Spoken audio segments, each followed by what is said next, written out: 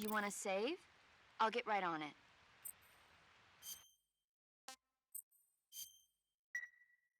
Snake, be careful out there. Don't worry.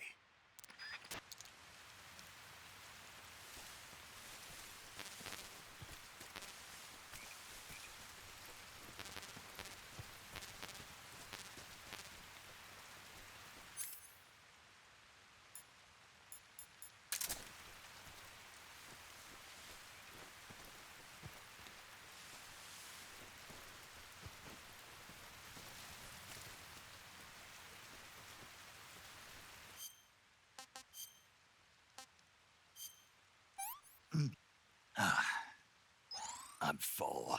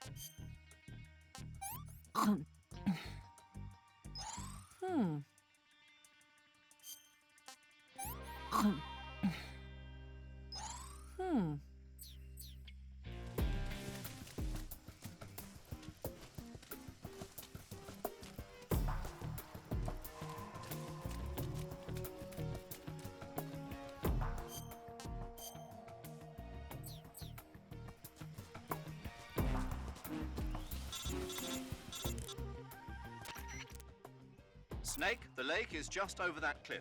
Eva should be able to climb it if you help her. Keep her close to you.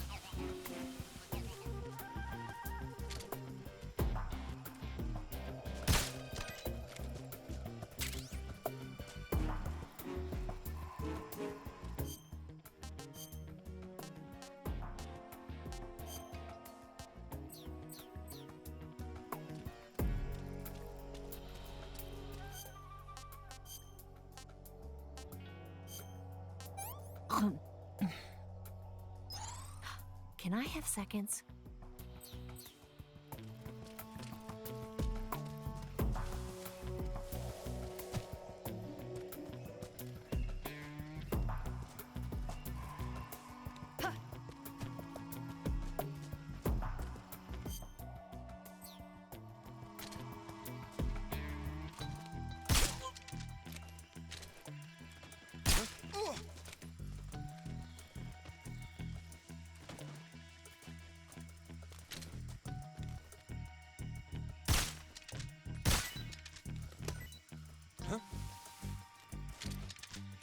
What the?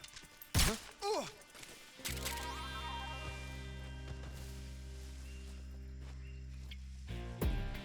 Where'd you go? Where'd you go?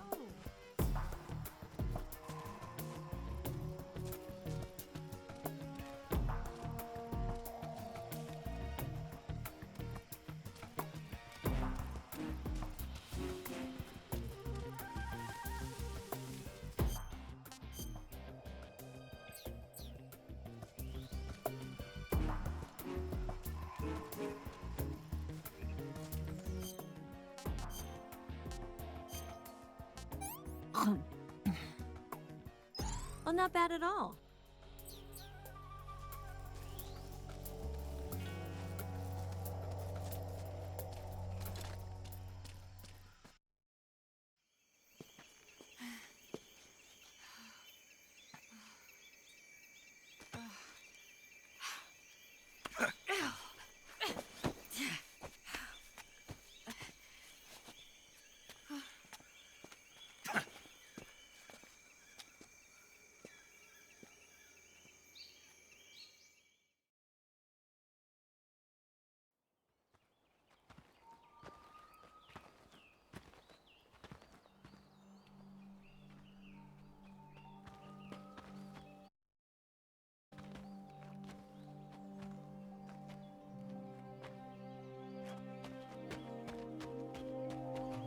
Come on, Snake.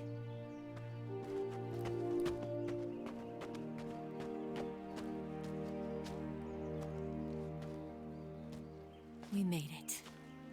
We made it. Over there.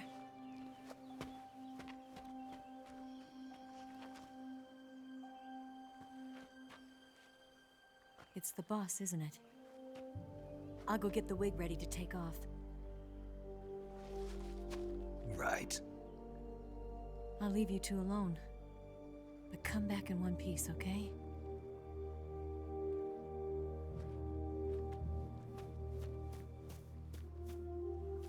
Promise me!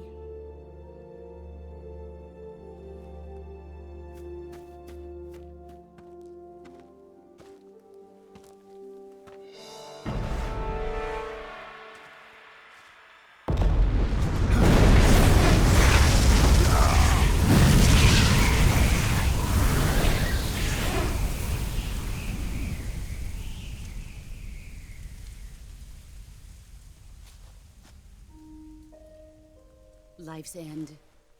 Isn't it beautiful? It's almost tragic. When life ends, it gives off a final lingering aroma. Light is but a farewell gift from the darkness to those on their way to die. I've been waiting, Snake, for a long time. Waiting for your birth, your growth, and the finality of today. Boss. Why are you doing this? Why? To make the world one again. The world used to be whole. But with the end of the Second World War, the philosophers began to fight amongst themselves, and the world was torn apart. The Cobras, my comrades who trained and fought alongside me, were torn apart as well. The foibles of politics and the march of time can turn friends into enemies just as easily as the wind changes. Ridiculous, isn't it? Yesterday's ally becomes today's opposition. And this Cold War? Think back. When I was leading the Cobras, America and Russia were fighting together. Now, consider whether America and Russia will still be enemies in the 21st century. Somehow I doubt it. Enemies change along with the times, the flow of the ages, and we soldiers are forced to play along. I didn't raise you and shape you into the man you are today just so we could face each other in battle. A soldier's skills aren't meant to be used to hurt friends. So then what is an enemy? Is there such a thing as an absolute timeless enemy? There is no such thing, and never has been. And the reason is that our enemies are human beings like us. They can only be our enemies in relative terms. The world must be made whole again. The philosophers must be reunited. I will devote my skills to that purpose. And with the Colonel's money, I will achieve that end. Just as I once created the Cobras. They are my family. I may no longer be able to bear children, but I still have a family. It was November 1st, 1951. I was in the Nevada desert participating in atomic testing. The name Nevada is derived from Spanish, covered in snow, white as snow. And snow is exactly what I saw in that Nevada desert. It froze my blood white. Snake, you were an atomic test subject, weren't you? On Bikini Atoll. That's part of the reason I was drawn to you. You and I are alike. We're both slowly being eaten away by the karma of others. we'll never have the chance to die peacefully of old age. We have no tomorrow. But we can still have hope for the future.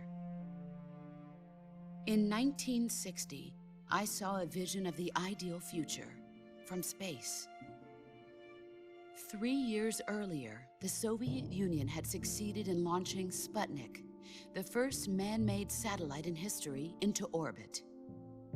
This came as a huge shock to the United States. In response, America threw everything it had into its own manned spaceflight project, the Mercury program. Even as the Soviets seemed poised to send their first man into space, America was still experimenting with chimpanzees and rockets. The government wanted human data. So they secretly decided to send a human being into space. I was the one they chose. At the time, they didn't have the technology to block out cosmic rays, and whoever they sent up would inevitably be exposed to heavy radiation. That's why they chose me. After all, I'd already been irradiated once. Of course, you won't find any of this in the history books. I could see the planet as it appeared from space. That's when it finally hit me. Space exploration is nothing but another game in the power struggle between the US and the USSR. Politics, economics, the arms race, they're all just arenas for meaningless competition. I'm sure you can see that, but the Earth itself has no boundaries. No East, no West, no Cold War. And the irony of it is, the United States and the Soviet Union are spending billions on their space programs and the missile race, only to arrive at the same conclusion. In the 21st century, everyone will be able to see that we are all just inhabitants of a little celestial body called Earth. A world without communism or capitalism, that is the world I wanted to see. But reality continued to betray me. In 1961, I was sent to Cuba, to Bahia de Cochinos. It was part of a CIA-sponsored invasion under the guise of taking Cuban exiles back to their country. But the US government betrayed them. Our weak-kneed president held back their air support. Defenseless, the exiles were annihilated by the Cuban army. All I could do was watch in silence. I was set up by the very country I'd sacrificed so much for, by the very government I dedicated my life to defending. I was driven from the surface world, and I went underground. Then, 2 years ago, I faced the Sorrow, my old comrade in battle. He was my friend. But one of us had to die. I was left with no choice. The Sorrow gave his life for me. There is no enmity between us. One must live, and one must die. That was the mission. The ones who gave me that mission were the philosophers. Early in the 20th century, the true holders of power in the United States, the Republic of China, and the newly formed Soviet Union gathered together in a secret meeting that would later be known as the Wiseman's Committee. The secret pact they formed there marked the beginning of the philosophers. But the last of the original members died in the 1930s. After that, the organization began to run out of control, and the Wiseman's Committee degenerated into a mere shell of its former self. The philosophers of today have no sense of good or evil. Their influence extends to countries and organizations involved in every aspect of every war. They have become war itself. That's how they operate. The sacrifices of war cause a shift in the times. This shift leads to renewed conflict, and in turn triggers the next war. Like a nuclear chain reaction, each conflict sparks countless others, forming an endless spiral that will continue on for eternity. Do you understand what I'm saying, Snake? By consuming me and you, the philosophers intend to keep that cycle going forever. It was my father who explained all of this to me. He was one of them. You see, I am the last remaining child of the philosophers. But after he revealed the truth, my father was killed by that same shapeless, formless organization. And my father isn't the only thing the philosophers have taken from me. In June of 1944, the Cobras and I took part in the landing at Normandy. We'd been given a top-secret mission to locate and destroy enemy V-2 rocket installations. I was pregnant at the time. The sorrow was the father. I gave birth on the field of battle. A beautiful baby boy. But my child was snatched away from me by the philosophers.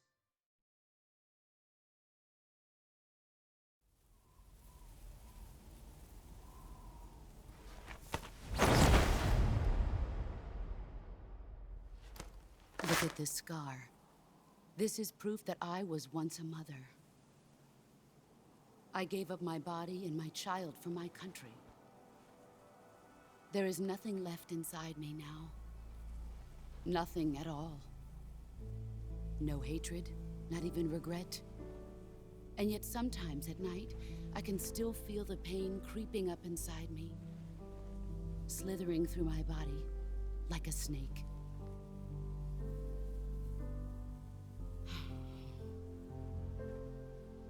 I've never talked this much about myself before. Thanks. Thanks for listening to me.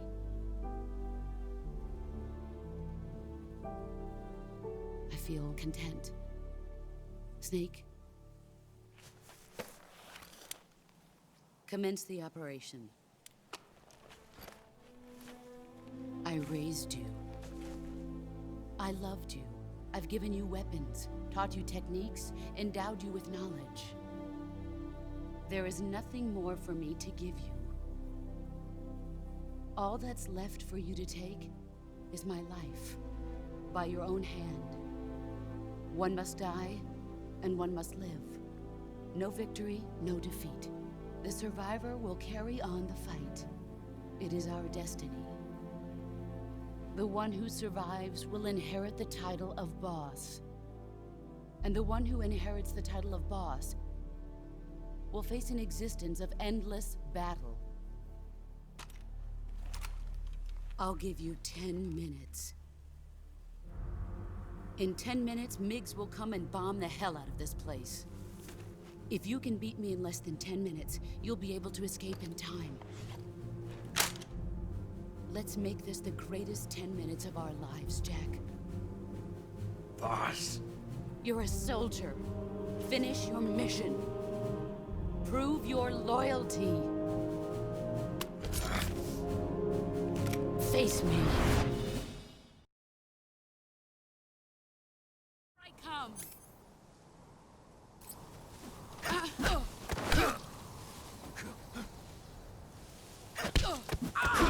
Excellent, Jack. Grenade!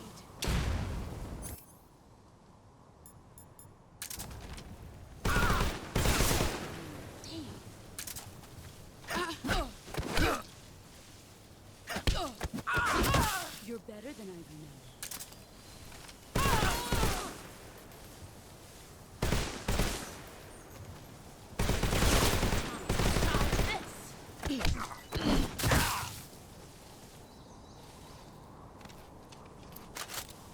Nice try.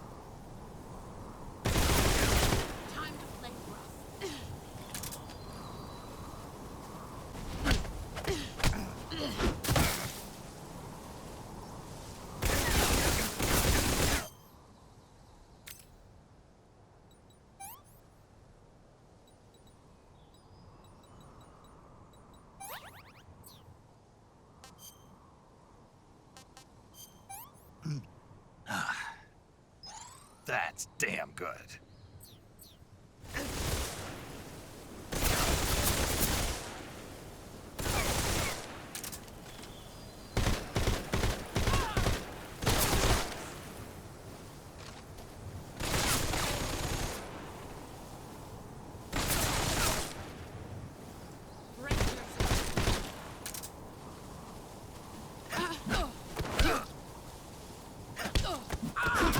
Your skills have improved.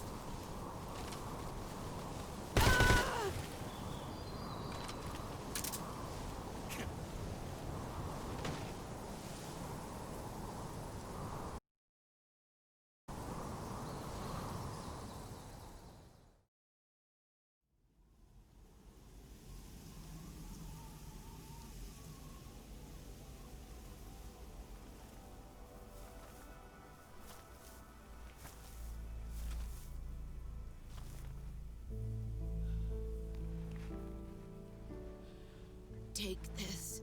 Keep it safe.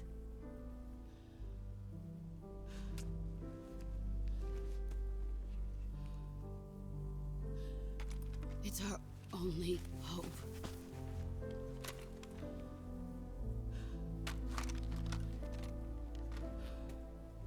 A patriot? Why are you giving me this? Jack. Or should I say, Snake? You're a wonderful man. Kill me. Kill me now. Do it.